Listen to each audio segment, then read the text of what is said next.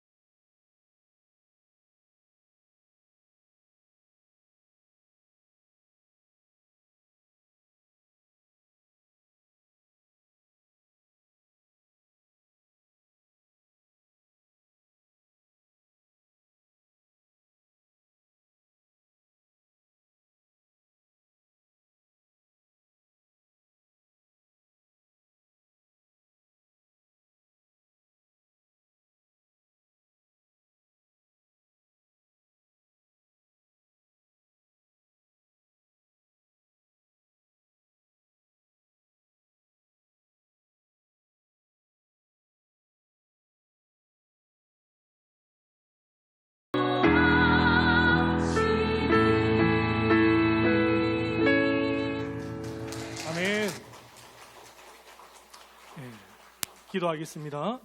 참 좋으신 하나님 아버지 감사드립니다. 오늘 이렇게 우리 40세대 구역에서 하나님께 찬양을 올려드렸습니다. 주님, 우리 40세대를 축복하여 주시고 정말 믿음으로 살아가기 힘든 시대를 살아가고 있는데 우리 40세대들의 가정과 우리 모든 자녀들의 마음 가운데 주님께서 함께 하셔서 이 세상을 믿음으로 승리하며 살아가는 복된 세대, 복된 구역, 복된 가정이 되게 하여 주시옵소서. 이제 말씀을 듣겠습니다. 우리에게 말씀하여 주시고 우리의 마음 가운데 그 말씀이 살아 역사하여 30배, 60배, 100배 결실하는 은혜가 있게 하여 주시옵소서. 감사드립니다. 이 모든 것 누리고 나신 우리 주 예수 그리스도 이름 받들어 기도하옵나이다. 아멘. 여러분은 혹시 영화나 드라마를 보시고 가장 기억에 남는 명대사가 있으십니까? 저는 개인적으로 곡성에 나왔던 두 대사 뭔지 아시겠습니까? 곡성에 나왔던 예? 예, 정답입니다. 예, 맞추신 분들 오늘 저녁에 맛있는 거 사드시기 바랍니다. 무엇이 중은디, 무엇이 중은디 하고 절대 현혹되지 마소라는 대사가 제 마음에 잊혀지지 않습니다. 왜냐하면 이 두 대사가 죄와 악이 넘쳐나는 이 시대에 우리에게 울림을 주고 있기 때문입니다. 우리는 무엇이 중요한지, 정말 중요한 것이 무엇인지 잊고 살아가는 시대를 살아가고 있습니다. 이 시대 기승전 무엇입니까? 기승전 돈이죠. 기승전 돈. 모든 대화의 결론이 돈으로 끝을 맺는 것을 볼 수가 있습니다. 정말 중요한 우리에게 생명을 주시는 진리는 잊어버리고 돈만 말하는 세상이 된 것을 보게 됩니다. 그래서 우리는 뭐 하지 말아야 합니까? 절대 세상의 미혹에 현혹되지를 말아야 합니다. 세상은 문화라는 통로를 통해서 끊임없이 우리의 마음을, 성도의 마음을 미혹하고 유혹하는 것을 볼 수가 있습니다. 문제는 그것이 너무나도 일상적이어서 이제 그것이 미혹인지 유혹인지 전혀 구분이 가지 않는 시대를 살아가고 있다라는 것입니다. 창세기 3장을 보게 되면 선악과를 먹은 직후의 아담과 하와의 몇 가지 행동에 대해서 성경은 말씀하는 것을 볼 수가 있습니다. 먼저 창세기 3장 7절을 보게 되면 이렇게 말씀합니다. 우리 함께 읽겠습니다. 시작.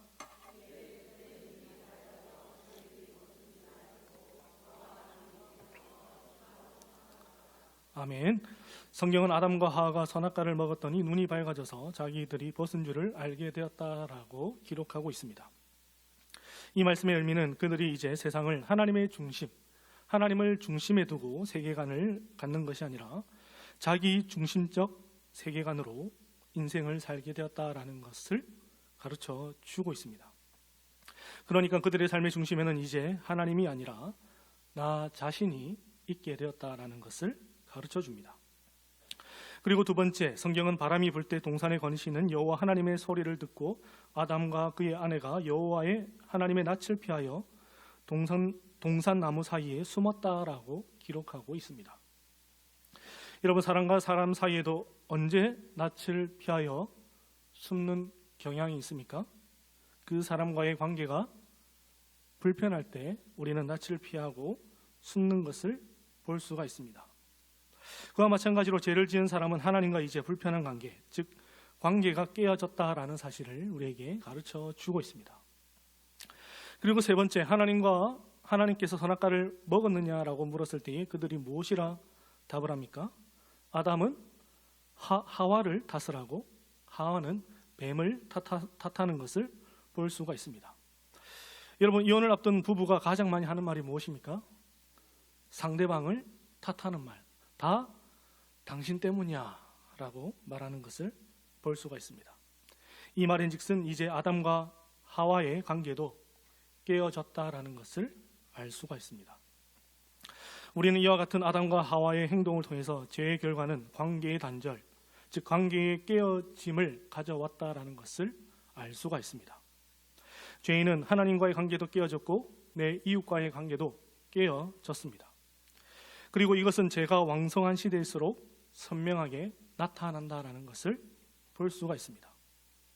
지금 우리가 살아가는 이 시대가 그렇습니다. 요즘 2030 젊은 세대가 결혼도 잘하지 않는데 이혼도 그렇게 많이 한다고 합니다.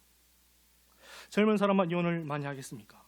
황혼, 이혼도 마찬가지로 점점점 더 늘어가는 시대를 살아가고 있습니다.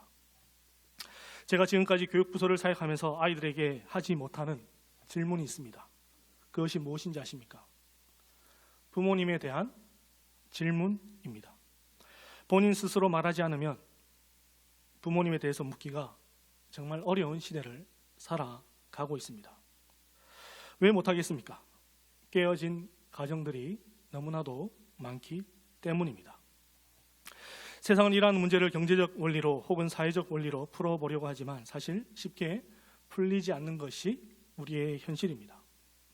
왜냐하면 사실 이와 같은 문제는 사회적 문제가 아니라 진리의 문제이기 때문입니다. 오늘 오전에 목사님께서 말씀하셨던 것처럼 출애굽기 10장을 보게 되면 10계명이 나오는 것을 볼 수가 있습니다. 그 가운데 5계명이 무엇입니까? 우리 출애굽기 10장 12절 말씀 함께 읽겠습니다. 시작. 그리하면 내 하나님 여호와가 내게 준 땅에서 내 생명이 길리라. 아멘. 여러분, 이 계명이 여러분 보시기에 이 계명이 하나님을 향한 계명 같습니까? 아니면 사람을 향한 계명 같아 보입니까? 사실 이 5계명은 사실 하나님을 향한 계명의 마지막 계명이자 사람을 향한 첫 번째 계명입니다. 그 이유는 사람은 부모에 대한 공경을 통해서 하나님에 대한 공경을 배우기 때문입니다. 사도 요한도 그의 서신 요한 1서에서 무엇이라 말씀합니까? 요한 1서 4장 20절 말씀, 누구든지 하나님을 사랑하노라 하고 그 형제를 미워하면 이는 거짓말하는 자니 보는 바 그 형제를 사랑하지 아니하는 자는 보지 못하는 바 하나님을 사랑할 수 없다라고 말씀합니다. 우리는 이 말씀을 통해서 무엇을 알 수 있습니까? 눈에 보이지 않는 하나님을 사랑하는 일과 눈에 보이는 형제 사랑하는 일에는 밀접한 연관이 있다라는 것을 알 수가 있습니다. 그러니까 이 말씀을 제5계명과 연결시켜 본다면 눈에 보이는 부모님조차 공경하지 못하면 눈에 보이지 않는 하나님도 공경하기 어렵다라는 것입니다. 그렇다면 왜 하나님께서 이와 같은 계명을 주셨을까요? 우리 에베소서 6장 1절 말씀 한번 함께 읽겠습니다. 시작.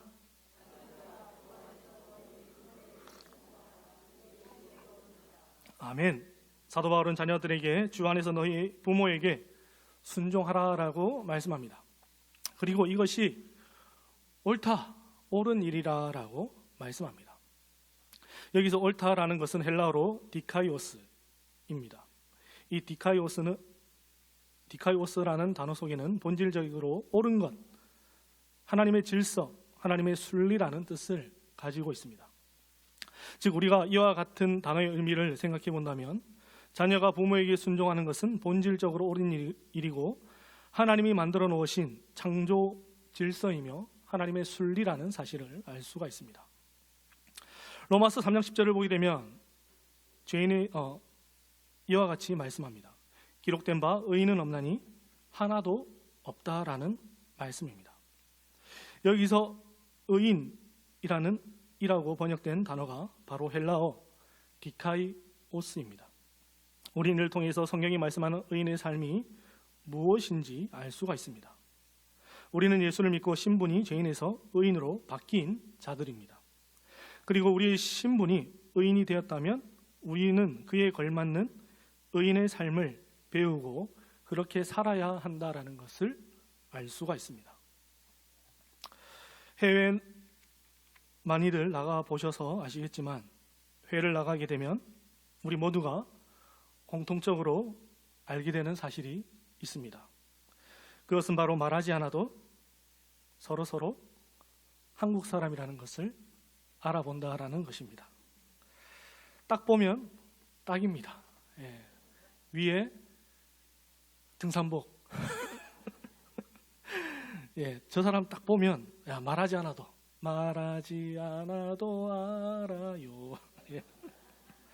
말하지 않아도 저 사람 딱 한국 사람이라는 것을 알 수가 있습니다. 그와 마찬가지로 의인의 삶도 마찬가지입니다. 의인의 삶도 척 보면 척이 되어야 합니다. 저 사람 보니까 예수 믿는 사람이네. 아, 저 사람 딱 보니까 교회 다니는 사람이네라는 말을 들을 수 있어야 합니다. 아, 저 사람 교회 다녔었네라고 말을 들으면 곤란합니다. 왜 그렇습니까? 의인은 본질적으로 옳은 일, 즉 하나님의 창조 질서와 하나님의 순리를 따라서 살아가는 자이기 때문입니다. 로마서 1장을 보게 되면 죄인에 대해서 정의하는 장면이 나옵니다. 그 가운데 핵심이 무엇인고 보니 죄인은 그들의 마음에 하나님을 두기 싫어한다라고 말씀합니다. 그래서 그들의 삶에 맺는 열매를 보니까 이렇게 말씀합니다. 로마서 1장 30절, 비방하는 자요, 하나님께서 미워하시는 자요, 능욕하는 자요, 교만한 자요, 자랑하는 자요, 악을 도모하는 자요, 부모를 거역하는 자요. 여기서도 무엇이 나옵니까? 부모를 거역하는 자. 죄인의 열매가 부모를 거역하는 것이라고 말씀합니다. 부모를 거역한다라는 것은 부모의 권위를 인정하지 않겠다, 부모를 공경하지 않겠다라는 뜻입니다. 가정에서의 시작된 문제는 자연스럽게 사회로 이어지는 것을 우리는 보게 됩니다. 그리고 우리는 지금 그것을 현재 목도하면서 보면서 살아가고 있습니다. 학생이 교사를 때리고 교사에게 욕을 하고 권위에 대한 순종과 존경을 잃어버린 시대를 우리가 현재 살아가고 있습니다. 디모데후서 3장을 보게 되면 이와 같은 현상에 대해서 이와 같은 현상을 이해할 수 있는데, 우리 디모데후서 3장 1절에서 5절 말씀 함께 읽겠습니다. 시작. 너는 이것을 알라. 말세에 고통하는 때가 이르러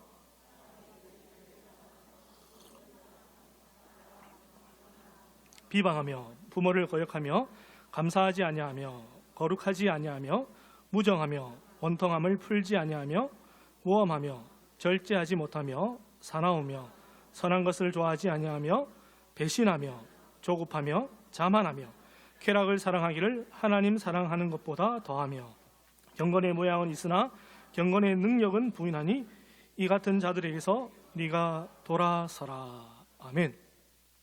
여러분, 이 말씀이 언제를 두고 하는 말씀 같습니까? 우리가 살아가고 있는 지금 현재를 두고 하는 말씀입니다. 우리가 살아가는 지금 이 시대가 말세라는 것입니다. 그리고 말세 사람들이 어떻게 산다라고 말씀합니까? 자기를 사랑하며 돈을 사랑하며 자랑하며 교만하며 비방하며 부모를 거역하며 살아간다라고 말씀합니다. 그런데 결국 사도 바울이 이 말세의 현상을 말씀하면서 하는 그 결론이 무엇입니까?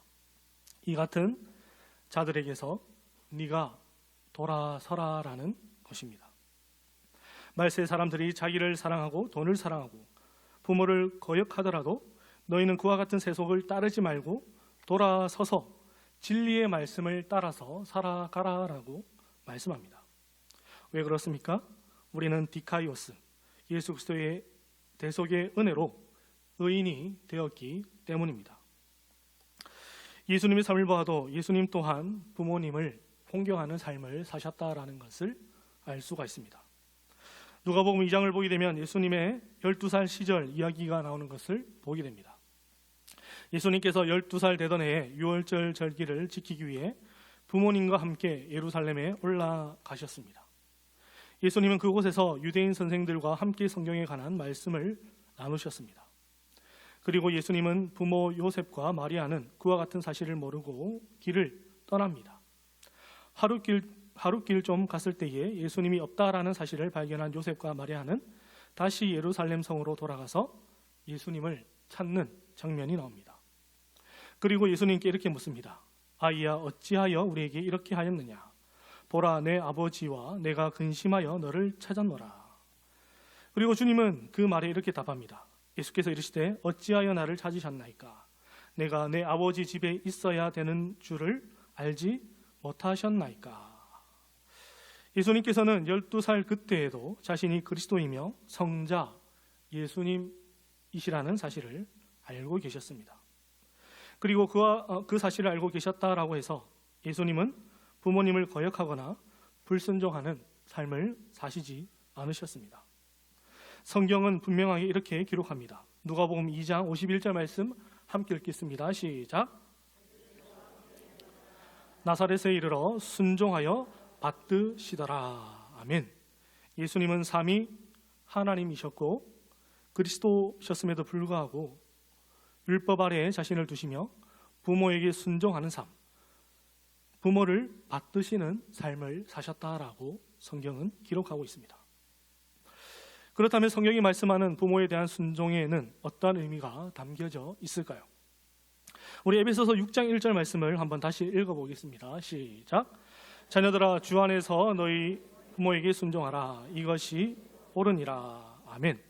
그리고 2절에서 또 이렇게 말씀합니다. 내 아버지와 어머니를 공경하라 라고 말씀합니다. 먼저 1절에서 순종하라라는 말의 원어 헬라어를 보게 되면 히포타소라는 단어입니다. 이 히포타소라는 단어 속에는 무엇의 아래에서 주의 깊게 듣고 따르다, 무엇의 아래에서 절대 복종하다라는 뜻을 가지고 있습니다. 그리고 더욱 놀라운 사실은 성경에서 만물이 하나님께 대한 복종을 말씀하실 때에 이 히포타소라는 단어를 사용하고 있다라는 것입니다. 고린도전서 15장 28절 말씀, 만물을 그에게 복종하게 하실 때는 아들 자신도 그때에 만물을 자기에게 복종하게 하신 이에게 복종하게 되리니 이는 하나님이 만유의 주로서 만유 안에 계시려 하심이라. 여기서 복종이란 단어가 바로 에베소서 6장 1절에 쓰인 단어와 동일하다라는 것을 알 수가 있습니다. 우리는 이를 통해서 무엇을 알 수 있습니까? 하나님께서 부모를 자녀에게 주신 이유, 부모에게 자녀를 맡기신 이유는 바로 하나님의 대리자, 하나님의 대리인으로서 부모를 주셨다라는 것을 알 수가 있습니다. 그렇기 때문에 부모의 역할이 굉장히 중요합니다. 그래서 성경은 부모에게 어떻게 자녀를 양육하라라고 말씀합니까? 우리 에베소서 6장 4절 말씀 함께 읽겠습니다. 시작. 또 아비들아 너희 자녀를 노엽게 하지 말고 오직 주의 교훈과 흉계로 양육하라. 아멘. 여기서 노엽게 하지 말라라는 말씀을 자녀를 격분하게 하거나 반복적으로 화를 돋워 낙담하게 만들지 말라라는 것입니다. 요즘 젊은 친구들 사이에서 이런 말을 많이 쓰는 것을 들을 수 있었습니다. 긁혔다, 긁었다라는 말을 쓰는 것을 볼 수가 있습니다. 마음이 상했을 때에 이와 같은 말을 쓰는 것을 볼 수가 있습니다. 그러니까 사도 바울은 요즘 말로 하면 자녀의 마음을 긁지 말라라는 것입니다. 그리고 어떻게 양육하라라고 말씀합니까? 오직 주의 교훈과 훈계로 양육하라라고 말씀합니다. 오직 다른 것을 더하지 말고, 즉 내 생각과 내 욕심과 내 욕망을 더하지 말고 오직 주의 교훈과 훈계로 자녀를 양육하라라고 말씀합니다. 여러분, 보통 대개 언제 자녀가 노엽게 됩니까? 자녀를 양육하는 데에 내 생각과 내 욕심과 내 감정과 내 욕심이 자녀에게 투영될 때에 자녀를 노엽게 하는 것을 보게 됩니다. 내 생각으로, 내 욕심으로 자녀를 양육하다 보면 어느새 자녀의 마음에는 커다란 멍이 들어있는 것을 볼 수가 있습니다. 그런데 문제가 무엇입니까? 그 멍이 좀처럼 쉽게 회복되지 않는다라는 것입니다. 어린 시절 부모에게 받은 학대와 상처는 좀처럼 자녀의 마음에서 떠나지 않는 것을 보게 됩니다. 그리고 2절에서 말씀하는 부모를 공경하라 말씀합니다. 여기서 공경하다라는 원단어는 티마오라는 단어입니다. 티마오는 사상의 통제, 생각의 지배를 포함하는 공경의 의미를 담겨져 있습니다. 그러니까 자녀는 부모를 통해서 세상을 보는 시각과 가치관을 정립해 나간다라는 것을 알 수가 있습니다. 그래서 세상도 무엇이라 말합니까? 자녀에게 부모는 세상을 보는 통로라고 말합니다. 그렇기 때문에 부모의 역할이 너무나도 중요합니다. 부모가 세상적 가치에 따라서 자녀를 가르치면 자녀는 어떻게 살아갈까요? 세상적 가치를 따라서 살아갑니다. 교회에서 아무리 하나님 중심, 교회 중심, 말씀 중심을 가르쳐도 집에서 계속해서 세속적 가치로 양육하면 아이는 세속적 가치를 따라서 살아갈 수밖에 없습니다. 왜 그렇습니까? 사람은 보여준 대로 살아가기 때문입니다. 사회적으로도 아버지가 알코올 중독이면 자녀가 알코올 중독이 될 확률이 굉장히 높다라고 말합니다. 그리고 교회는 일주일에 한 번, 그것도 길어야 2시간 정도 교회에서 시간을 보냅니다. 하지만 어린 시절 아이는 부모와 굉장히 오랜 시간 동안 함께하면서 부모의 영향을 받으며 자라갑니다. 그래서 아이에게 가장 많은 영향을 끼치는 존재는 부모라는 사실을 우리는 잊지 말아야 합니다. 여러분에게 맡겨주신 영혼은 여러분의 등을 보면서 자란다라는 사실을 잊지 마시기 바랍니다. 말씀을 맺겠습니다. 십계명 말씀을 보게 되면 이렇게 말씀합니다. 내 부모를 공경하라. 그리하면 내 하나님 여호와가 내게 준 땅에서 내 생명이 길리라. 내 부모를 공경하면 내 생명이 길리라고 말씀합니다. 그런데 어디서 길다라고 말씀합니까? 내 하나님 여호와가 내게 준 땅에서 내 생명이 길다라고 말씀합니다. 여러분, 내 하나님 여호와가 내게 준 땅이 어디입니까? 바로 가나안 땅, 약속의 땅입니다. 가나안 땅은 신약에서 하나님 나라의 예표이자 그림자입니다. 즉 부모에게 순종하고 공경하면 내가 잘되고 땅에서 장수한다라는 말의 의미는 네가 하나님 나라를 누리며 살아가는 복을 누리게 된다라는 것을 가르쳐 주고 있습니다. 그 이유가 무엇입니까? 부모라는 권위에 순종하는 자가 하나님의 권위에 순종할 수 있기 때문입니다. 이것이 바로 부모와 자녀 속에 숨겨둔 하나님의 영적 원리입니다.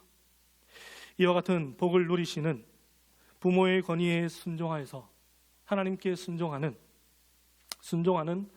법을 배워서 하나님의 놀라운 그 복을 누리며 살아가는 여러분의 가정과 여러분의 자녀가 되시기를 주님의 이름으로 축복합니다.